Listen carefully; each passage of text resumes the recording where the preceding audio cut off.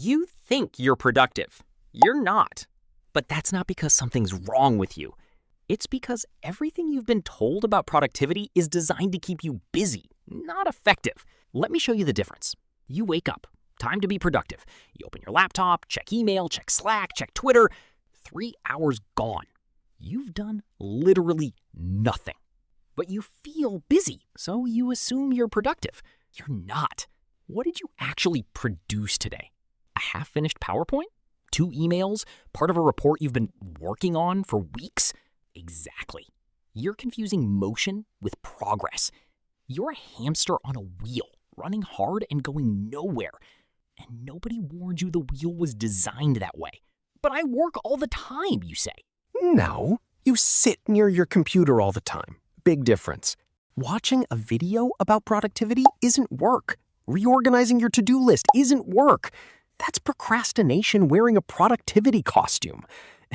And it's not your fault. It's built to feel like progress. Here's what actually works. Forced focus. Here's how it works. You create a block of time where you physically cannot do anything except the one task in front of you. No phone, no internet, no other options. Just you and the work. You don't need motivation. You don't need to feel inspired. You just need to sit there. And once sitting there doing nothing gets boring enough, you'll start working. Your brain isn't broken. It's smart. It knows you always have an escape route, an email to check, a video to watch, research to do. Remove every escape route and something happens. Work becomes the most interesting option left in the room. Try this tomorrow.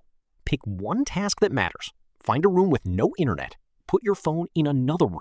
Set a timer for 2 hours. Stare at the wall if you want. Be bored. Hate every minute of it, but you can't do anything else. What if something urgent comes up? Nothing urgent happens in 2 hours that can't wait 2 hours. Most people think they need a better system. They don't. They need fewer options. Choice is the enemy of focus. Give yourself 10 productivity apps and you'll spend the whole day organizing them. Give yourself a notepad, a pen, and an empty room. That's when things actually move. Most of you won't try this. You'll tell yourself you're the exception, that you already work hard enough. Prove it. Run the forced focus experiment for 1 week. Then compare what you actually finished to a normal busy week. Lock the door.